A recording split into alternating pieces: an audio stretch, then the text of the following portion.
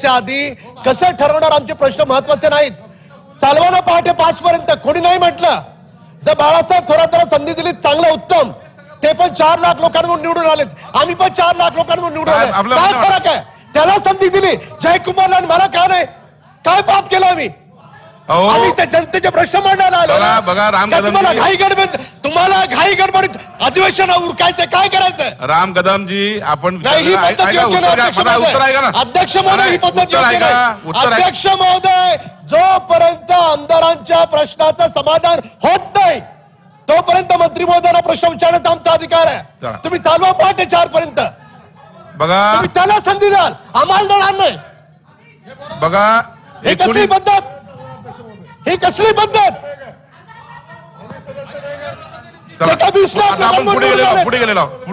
पुढे नाही, सकाळी पण पुढे गेलो होतो आपण, पाठी आलो.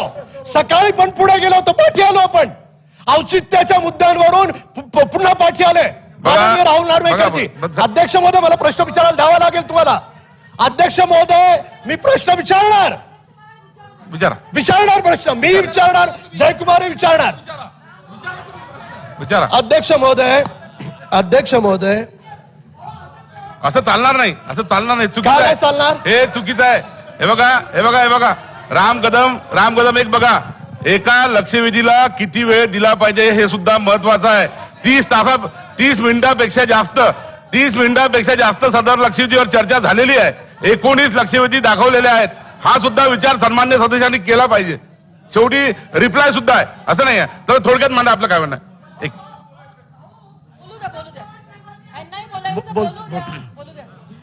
अध्यक्ष महोदय, तुमच्या मताशी तुम्हाला देतो. अध्यक्ष महोदय, तुमच्या मताशी आम्ही तत्वतः जरी मान्य करत असलो तुमचं मत, तरी तुम्हाला देखील सभागृहाच्या भावना समजून घ्याव्या लागतील. रात्री 2 पर्यंत सभागृह चालू द्यावं लागलं तरी पण सभासदांना त्यांचे प्रश्न विचारू द्या. आता मी माझ्या 2 प्रश्न आहेत माझे, आणि तेही अगदी सटीक प्रश्न आहे. पहिला प्रश्न, माननीय मंत्री महोदय सकारात्मक उत्तर देत आहेत. वरळी सीफेसला आपल्या खात्याची जवळपास 50 एकर जागा वरळी सीफेसवर आहे. तिचा आजचा बाजारभाव काढला तर 8,000 कोटीपेक्षा अधिक आहे. रस्त्यावरून जाताना एखादा भूत बंगला असतो, इतकी त्याची वाईट परिस्थिती गेली अनेक वर्षांपासून आहे. का आपण त्या जागेवर आंतरराष्ट्रीय दर्जाचं कन्व्हेन्शन सेंटर बनवत? कुणी अडवलंय? माननीय मंत्री महोदय सकारात्मक उत्तर देत आहेत. माझी या सरकारला विनंती आहे की त्या वरळीच्या दूध डेअरीच्या जागेवर आंतरराष्ट्रीय स्तराचं सगळ्यात उत्तम आपण कन्व्हेन्शन सेंटर बनवणार आहात का? आणि बनवणार असाल तर कधी बनवणार आहात? हा पहिला प्रश्न. आणि दुसरा प्रश्न, आज 15 वर्ष झाले आमदार आहे. दर अधिवेशनाला एकच प्रश्न, दुधात भेसळ, जेवणात भेसळ, भाजीत भेसळ, याच्यात भेसळ, त्याच्यात भेसळ. काय दिलं मंत्री महोदयांनी उत्तर? मंत्री महोदयांनी उत्तर दिलं की आम्ही समिती गठीत केली. कोणती समिती गठीत केल्यावर दुधातली भेसळ थांबते सांगा मला.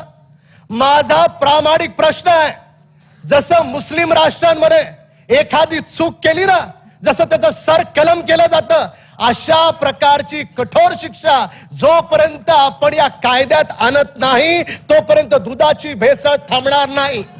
तर अशा प्रकारचा कठोर कायदा करण्यासाठी आपण बसलोय. हे कायदा म्हणणं आहे, सगळ्या आमदारांनी मिळून करायचा हा कायदा आहे. तर सरकार अशा प्रकारचा कठोर कायदा, केवळ दुधाची भेसळ नाही, कुठल्याही अन्नामध्ये जर एखादा भेसळ करत असेल तर तो हळूहळू स्लो पॉइझनिंग करून लोकांना ठार मारतोय.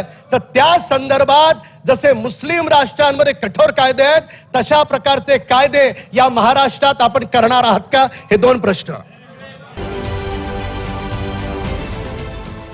देश विदेशातील प्रत्येक घडामोडींचे लाईव्ह अपडेट मिळवण्यासाठी आता साम टीव्हीच्या सर्व सोशल मीडिया प्लॅटफॉर्मला लाईक, फॉलो आणि सबस्क्राईब करा.